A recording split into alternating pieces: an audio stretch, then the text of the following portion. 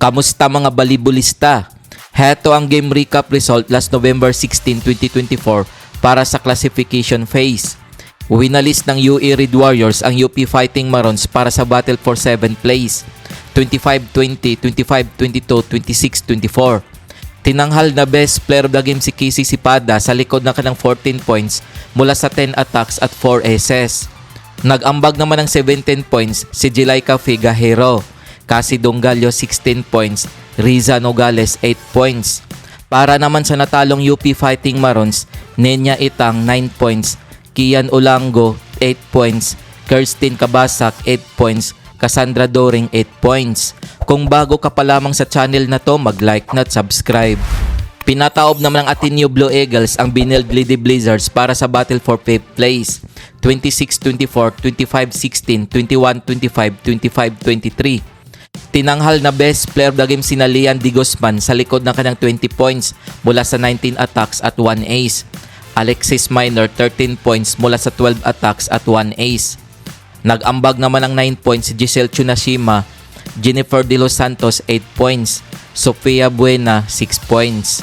Para naman sa natalong Benilde Lady Blizzards, Clydel Catarig 14 points, Samantha Nolasco 11 points, Mary Grace Borromeo 10 points. Kung umabot ka dito sa video na to, mag-like na at subscribe. Heto naman ang Shiki Super League 2024 Final Team Ranking. Paglalabanan pa ng Del Esulidi Spikers at Enyulidi Bulldogs ang first at second place.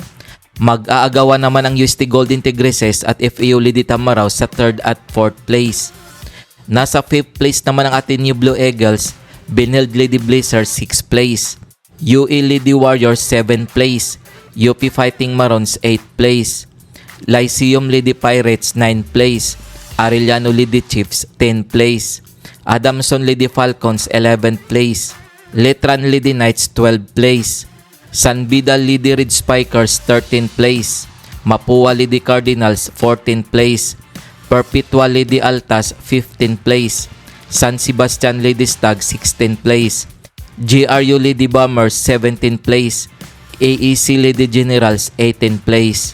Heto ang game schedule ng Do or Die Battle for Bronze ngayong November 22, 2024 na gaganapin sa Rizal Memorial Coliseum. Maglalaban ang UST Golden Tigresses at FEU Lady Tamaraws alas 3:30 ng hapon. Heto naman ang game schedule ng Finals Game 1 ngayong November 22, 2024 na gaganapin sa Rizal Memorial Coliseum.